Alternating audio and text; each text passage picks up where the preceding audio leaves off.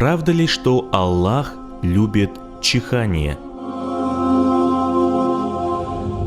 Ислам – это образ жизни, свод предписаний, который дает ответы на все вопросы.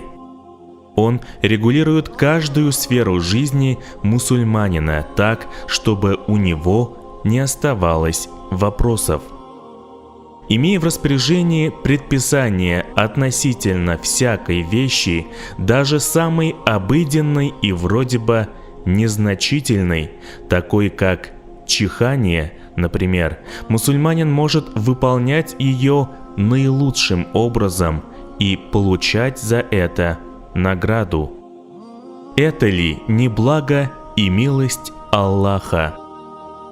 В хадисе сказано: «Поистине Аллах любит чихание и не любит зевоту. Поэтому, если кто-то из вас чихнет, пусть воздаст хвалу Аллаху».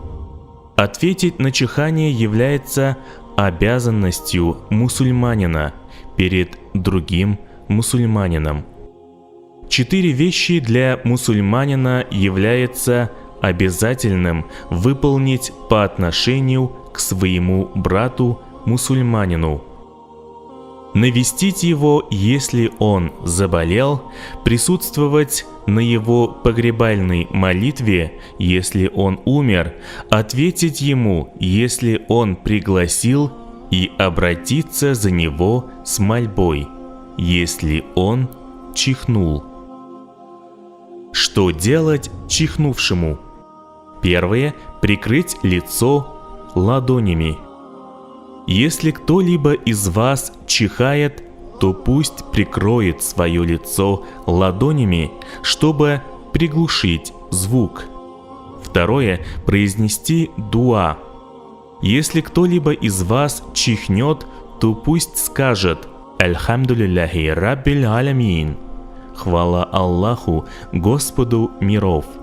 Третье – ответить на «Ярхамукаллах», а он пусть им ответит «Яхдикумуллах ва юслиху балякум» – «Да поведет вас Аллах прямым путем и приведет в порядок ваши дела», а он пусть им ответит «Яхфирулляху лана валякум» – «Да простит Аллах нас и вас».